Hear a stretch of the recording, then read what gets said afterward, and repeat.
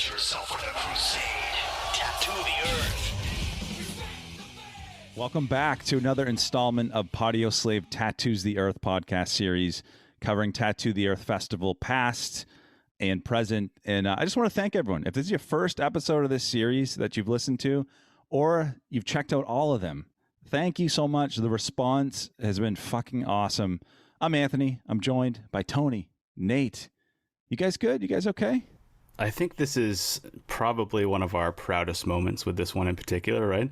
I mean, this has been an absolute blast, but this one, man, I was listening to the episode again this morning, and I'm just like, is this real life? Did this really happen?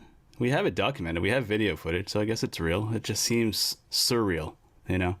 Yeah, I'm Tony. Yes, the video won't see the light of day because we told them we wouldn't do that, but it's for us. We have it. But I mean, hey, the conversation we have coming at you today is Anthrax, and to tell the three of us even a year ago that there was a possibility you might have Anthrax on the podcast, and to actually see it come to fruition, man, what a pinch me moment, right, guys? Totally. And I mean, we're not going to spoil any of the content of the episode, but we do go way the fuck back with this band, whether it's their music or them in pop culture. We do go way back, hearing them on the living back in the day, all the way through to the new stuff, and just legends in the game. Do we even need to introduce them? I mean, I think at this point you've clicked on it. You're here for them. Yeah, you might have skipped everything else and came straight to this one, which is okay. Understandable. Yeah, and if you don't know who Frank Bello and Scott Ian are by now, what rock are you living under? How did you end up listening right now? But yeah, we had Scott Ian, rhythm guitarist for Anthrax, Frank Bello, bassist. Two dudes that really need no introduction, and it's no accident that they are headlining this year's Tattoo the Earth Festival, August 27th at the Palladium Outdoors in Worcester, Mass., which is right around the corner. When you're listening to this, it's coming right up. It's not too late. You can still catch it. Absolutely. And I think you should. If you're in the region, if you're in the Worcester area or a couple-hour drive, find your way to the show. We'll be there. You'll find us too. We'll be there, and this is their 40th year anniversary. I guess 41 technically because of the pandemic, but 41 years as a band, and we'll get into it right now. They talked about their prep for this tour. It's going to be a good one, so let's get into it right now with Anthrax. Okay, so the year is 1995. I'm 11 years old. I get introduced to Anthrax in a kind of a different way. It wasn't an older brother or a cousin giving me a record saying, check these guys out. It was something a little more, a little different in the pop culture landscape. Do you guys have any clue what I'm talking about? News radio. Oh, dude, really? No way. Damn. Did you get our notes before we started? No, but as soon as you said it was a little different in a pop culture way, I have very fond memories of doing news radio with Frank and John in 1995. Yeah, Wow. And I loved that episode. I love that show. Growing up, that was probably one of my favorite sitcoms as a kid, and still occasionally toss it on. And fairly recently watched that episode where you guys are on there. And another thing, that was with the great Phil Hartman. Which Scott, remember we went in his little booth there, and he sat us down. He's reading his, "Hiya, boys, come on in." It was really so. It was one of those surreal moments. Like you're such big fans, and Joe Rogan for that matter, he was a great dude back then too. So. They were all really nice to us. That was a fun experience. Except for Andy Dick. Did he expose himself or something? Yeah. No, but to make a kind of a long story short, so, the way those, not like we've done a lot of sitcoms, we did two. But, since we were veterans going into news radio, having done Married with Children, you kind of rehearse all week, and then they film on Fridays, and then there's always the rap party on Friday after they're done. So we went to the rap party and ended up back on the set in the studio with, I believe, Andy Dick and Dave Foley. Yep. And I can't remember who else was there. That redhead actress, I don't remember who else. Vicki Lewis, I think, is her name. There might have been some other people there, but for sure Dave and Andy, because I knew Dave Foley already socially, and they invited us back to the studio to have more drinks. And at some point we left, and then we get a call the next day from our manager saying, "What the fuck did you guys do?" last night at the set for the TV show. We're like, what do you mean? We went back there, we had some drinks, and we said goodnight. And they're like, well, he says, I got a call that the set is trashed. And Andy Dick told the producers that you guys did it. No way. Wow. And I was like, fuck that motherfucker. Yeah. Wow. Like, won't even take credit for his own, wreaking havoc. And that's bullshit. It was total BS. He fucking went nuts, trashed a bunch of shit, and figured, I'll blame it on the metal guys. Everyone will think they did it. I mean, all we did was Dave Foley was the one that had the great beers. Remember, he had the refrigerator he had, kept open it. We just sat really in his dressing room a lot of the time and just told stories. It was a lot of fun, but none of that ever happened. That's crazy. I never even knew where that came from. That fucker. And then I would see him around, and then so our manager called back to the producer or whoever he was talking to and said, it wasn't my guys. You should check with your guys. And asked them about Andy Dick, and then the producer said, it's happened before. And then I would see that guy around socially over the years. Every couple of years, seemingly, I would bump into him somewhere, and he would have a good laugh about it. It's like, oh yeah, I blamed it on them. Yeah. Why not? That's great. So let's talk music. So you guys got a pretty busy summer. You guys are going out with Black Label, going out with Hatebreed. We love both those bands. We love you guys. It's a special one, obviously. 40 years of the band, technically 41. We're not even that old. We haven't even been on this planet that old. So when you hear those milestones, it's like, well, shit, that's amazing. So, like, what does that mean for you guys, one, to still be doing it, and two, be doing it at a high level? Because that's the other thing. Some are still kicking around, but you guys are still crushing it. Yeah, it's not McCartney level, but it's pretty cool. Maybe when we get to 60 years, then you get to headline Glastonbury. Right, yeah. Because he could have never have done that before. Yeah, totally. It's a great thing. Look, we haven't been out in a while on a tour. It's going to be very foreign to all of us to be actually in a tour bus from this whole COVID thing, being locked down in our houses. So I think it's going to be invigorating, fun, all that good stuff. But at the same time, it's going to be getting into a rhythm. I'm looking forward to the rhythm, and to do the set list we have planned is going to be a lot of fun. Also, we're going back and digging some stuff up, and I think the fans are really going to dig it. So I'm pretty excited about what we have planned. Yeah, to speak to what Frankie just said, we've done, I think, 10 one-offs since last June. So over the last year, we've played 10 one-off festivals in the States. And as great as that's been, and at least realizing that, oh, hey, we're still going to be a band that gets to play shows, one-offs are really hard. You ramp up all this energy, and you get out there, and you give everything you have, and then you're just in pain for 3 days. You can never get into a groove, no matter how much you work out in advance, and because we are a very physical band, and I'm really looking forward to playing 2 shows in a row. Getting out and actually getting into tour shape and getting into that groove, because 3-4 shows that first week, we're gonna feel so good after that and be in such good shape again after not doing this for so many years. It's gonna feel so good knowing that, oh my God, I'm in tour shape now. I'm not struggling to downpick this song, like I can't wait. And to be out there with our bros. I mean, we've known Zach since 1988. We've known, all the BLS guys, and of course the Hatebreed dudes. Hatebreed guys, Jamie. We go back with Jamie since forever. To be going out with our friends and know that, there's other faces besides the dudes in your bubble that you could go hang out with and be an idiot with. It just makes it that much more fun. Mm-hmm. And actually, speaking of which, part of what we're talking about is the Tattoo the Earth Festival Resurrection, at least the date in Worcester. So what you're saying basically is you're already going to have your kind of tour legs in that regard. So going to add this date was not really a tough decision. Yeah, no, so. not at all. We better. I mean, for that matter, like he said, I don't think anybody knows the stage shape. After 40 years, about 3 or 4 shows, like Scott said, it really is that. It really takes you the 3 or 4 shows to feel okay, I can do this and move on.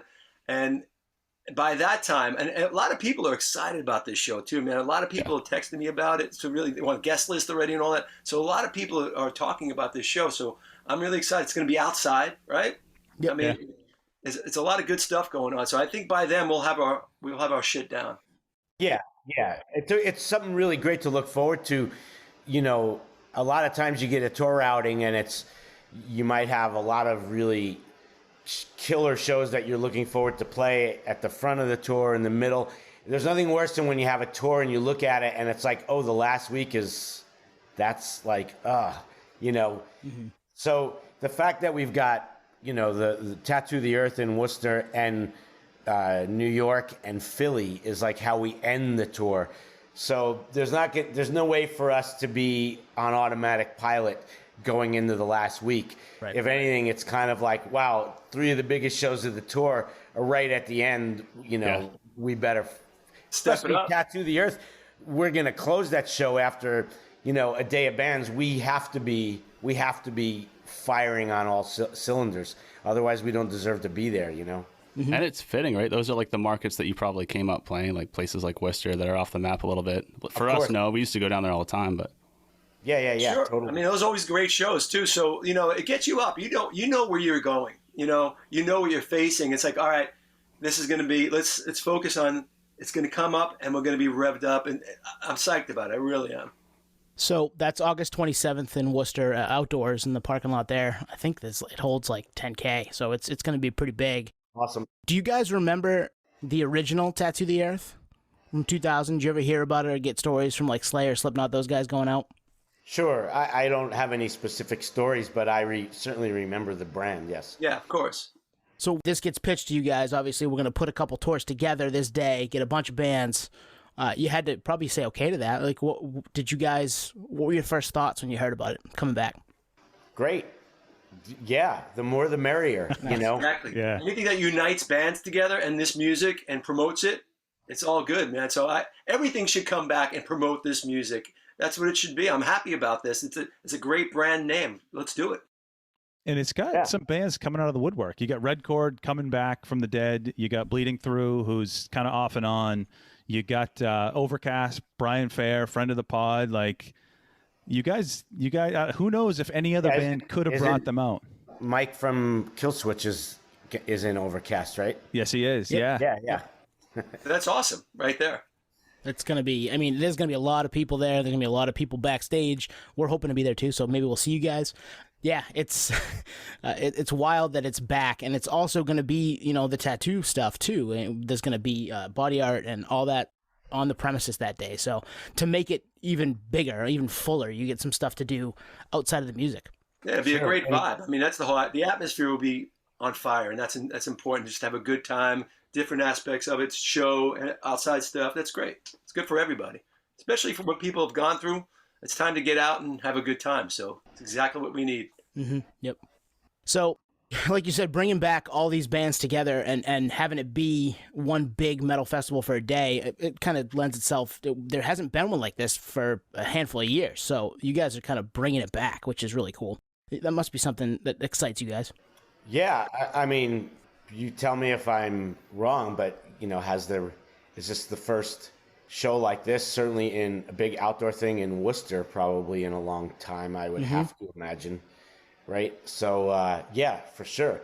I would like to think people will be coming from all over the Northeast, you know, to see it. It's really exciting that we get to be a part of that. Yeah, and as far as, I know it's only the one-off that day, but, you know, nothing else has gone out again in the States, right? Yet. I mean, you know, there's a lot of big tours out, but they haven't done a Mayhem Festival or things like that in a bit, right? Certainly, even pre-COVID, I can't count COVID in that time period, but even pre-COVID, seemingly it had been a couple of years since any of these big branded things. I know Ozfest had become like a kind of a one-off thing, I think, right? Yep. And some of them had become one-off type of things, but and so is this. So I don't know what I'm talking about. No, you're right. Though. Yep. You're right, though. if it ignites, if something like this one show ignites maybe a tour going forward into something else this year, next year, whatever it is, as long as it does well, blah, blah, blah. The whole point is to see a bunch of great bands together for everybody to go out and hang. That's the idea, and have a good time. So I hope it does continue on with these brand names, stuff like this. And it's exciting to even be part of this and start it up again. Well, we're excited that you guys are on board to do it, bring all these bands together.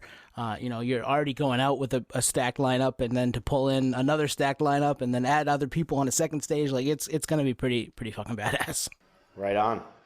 So you touched on this a little bit, but how do you gear up for it? And I'll just preface this by saying we had Brian Fair from Shadows Fall on the podcast right before they did their reunion, actually in Worcester in December. And he was talking about like physically gearing up to play. He was doing like lunges in his fucking laundry room to be able to, whip his neck with the dreads and stuff. So how do you get, like, what are you getting reps in? Whether it's, I'm just thinking like Scott doing cardio with a guitar in his hand. Like, what are you guys doing? I go to the gym. I've got the guitar in my hand. I crank Slayer and I run on the treadmill for. There you go. 45. No, I don't. There's no.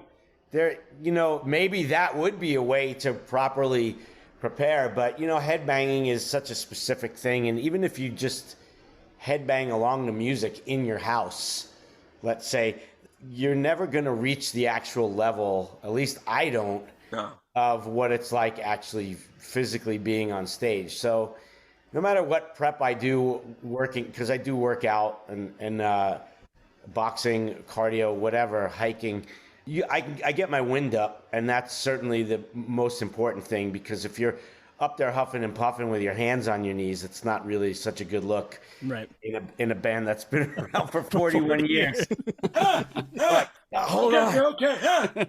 Like just like you get to the breakdown of Cottonamash. Hold on.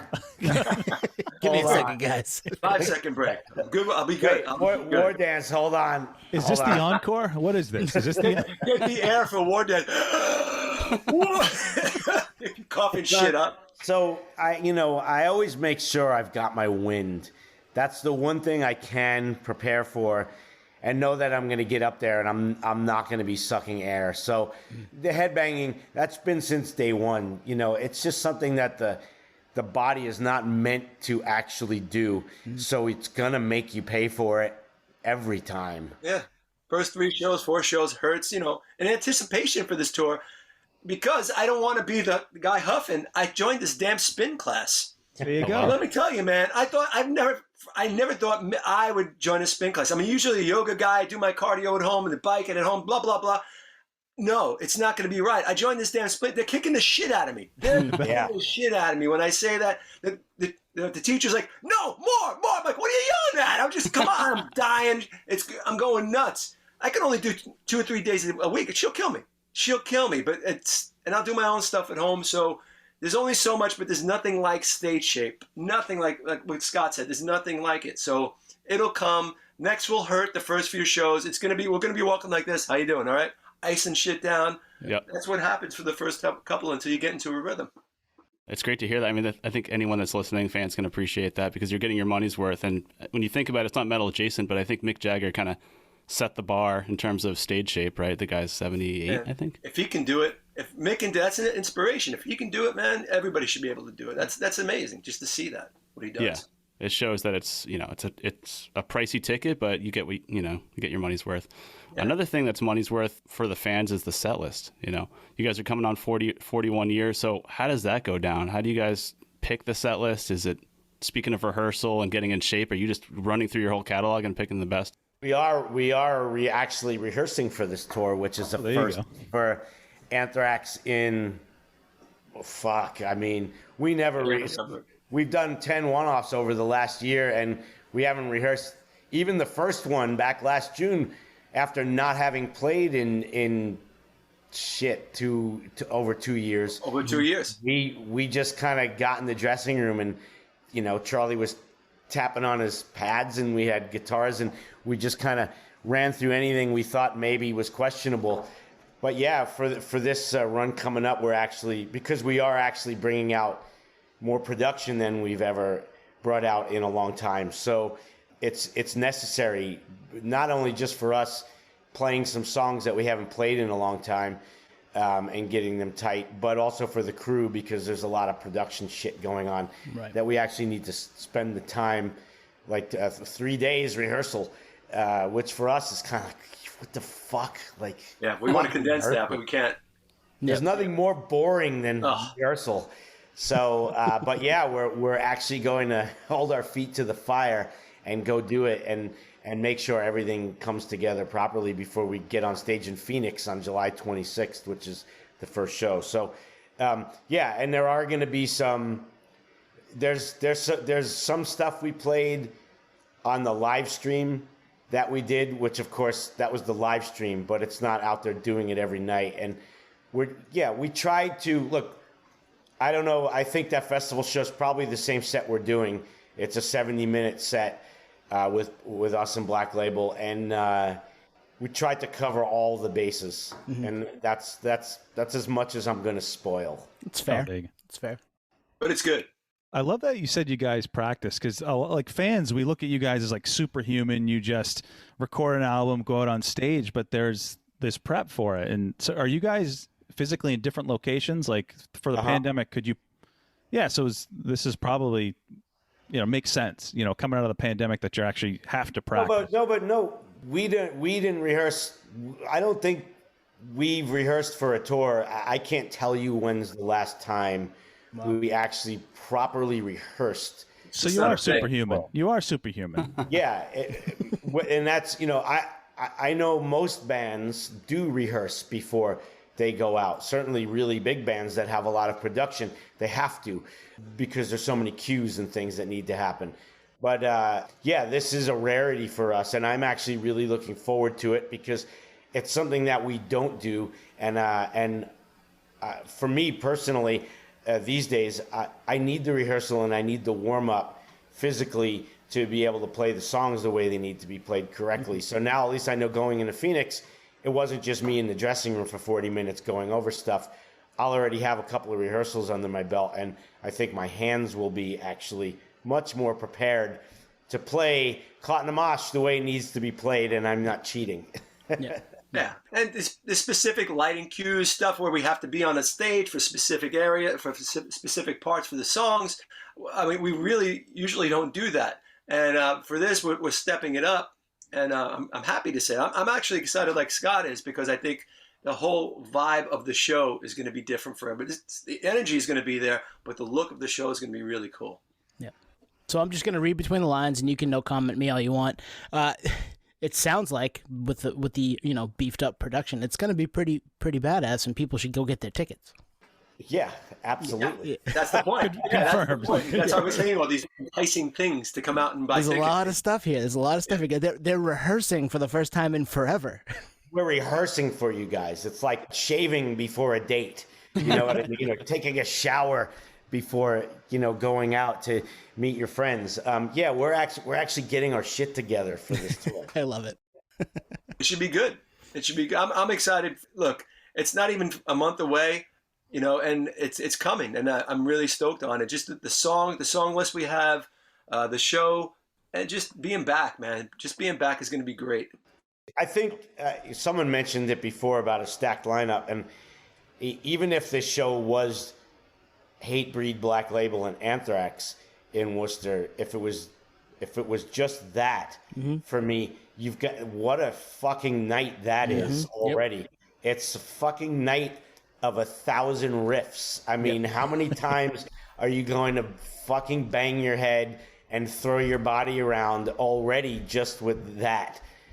I mean, there's going to be so many moments of fuck, like just, there's so many of those moments just with those three bands. Now add in everything else on that they've put together for Tattoo the Earth, and yeah, it's quite the day out.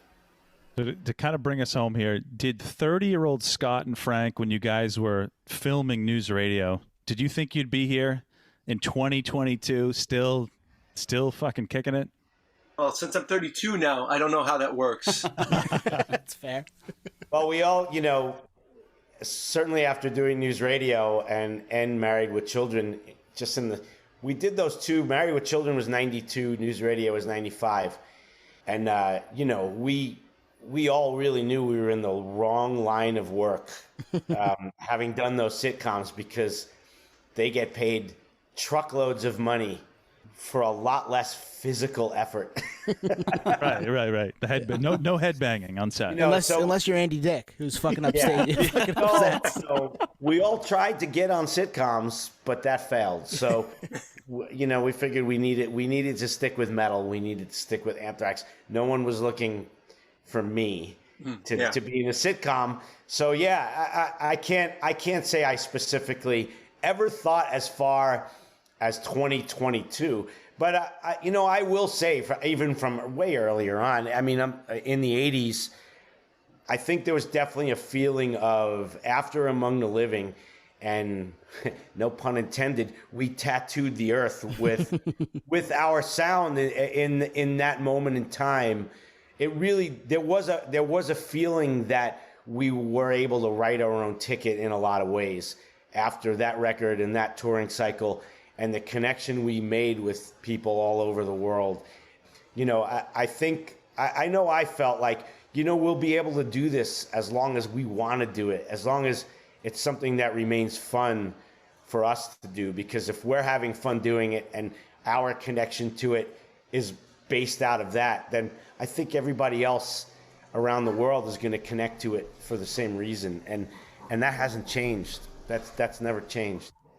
I got a fun trivia question if you guys are up for it. Yeah.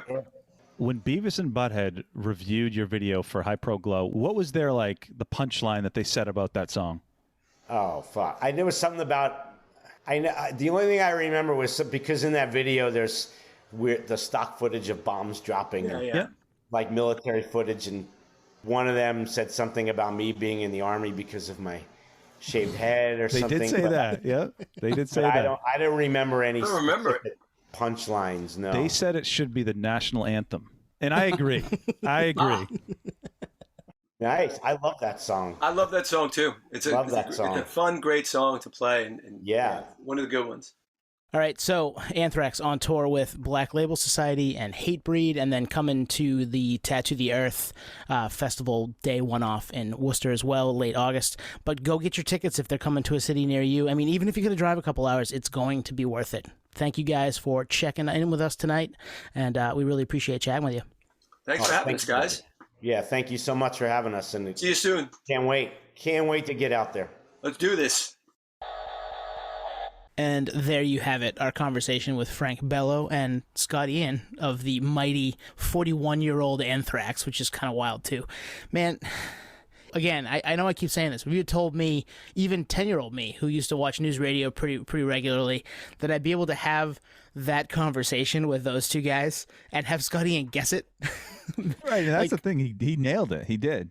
This is so cool, man. I now share something in common with Maura Tierney, the actress that played Lisa Miller on News Radio. I've also interviewed Anthrax, so I'm pretty excited about that.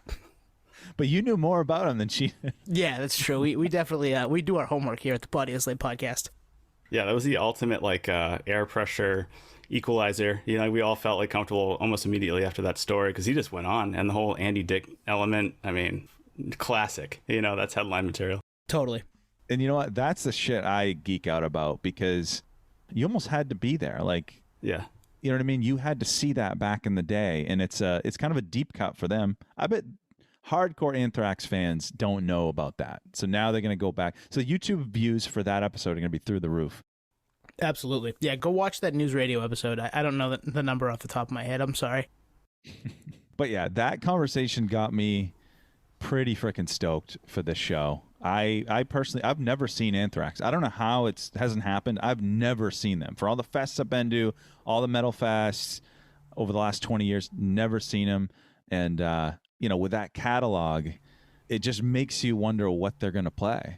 Mm-hmm. I mean, I could look it up on Setlist FM right now. I have not done that. I don't want to spoil it. This is one that I want to just go in with fresh ears, fresh eyes, and just soak it in.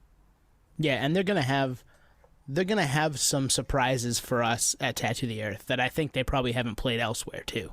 So if you've seen them on this leg or any of the shows that have happened to this point, I'm stoked. I'm excited for you. I'm excited that we're going to get to see some of that, but I bet we get a couple extra things too. Because like Scott said during the interview, hey, if we're headlining that day with all those bands, we better bring it. Yeah, they're stoked to be there. And they rehearsed for this tour, right? So this is going to be special in that regard too, because they're more prepared than they've ever been. I guess they don't typically rehearse, but this is one that they did. 41 years, you got to be, 10 out of 10. So this is going to be great. I know. Like, it's funny to hear that, because most music nerds like us, and even casual fans, we don't think of that prep, like practicing and, playing with a click track, or, arranging the lights and where you're going to be and the whole show element. But that's no fucking joke. Like, there's a lot that goes into it. I think they said, 3 days? 3 days of rehearsals and prep and, stand here so the pyrotechnics don't get you in the face, that type of shit. Yeah, it's really like rehearsing for like a Broadway play, but as a metal band, like you need to know timing, cues, everyone and crew aside, right? Because they're on the side basically ready for any kind of, mishap or oversight to just like fix it in real time, which is crazy. Drink.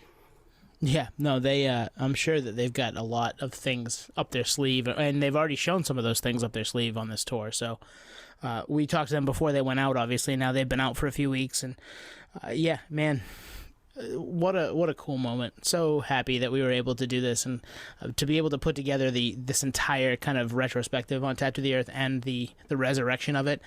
It's been really fun to have these conversations. It has been a lot of fun, and I feel more connected to the fest than ever. I mean, we didn't go to the original one. We are going to go to this one, and I'm just looking forward to like just seeing Anthrax when the sun sets at night in the August air. It's going to be awesome. I've been to that venue, and it's going to be fucking awesome.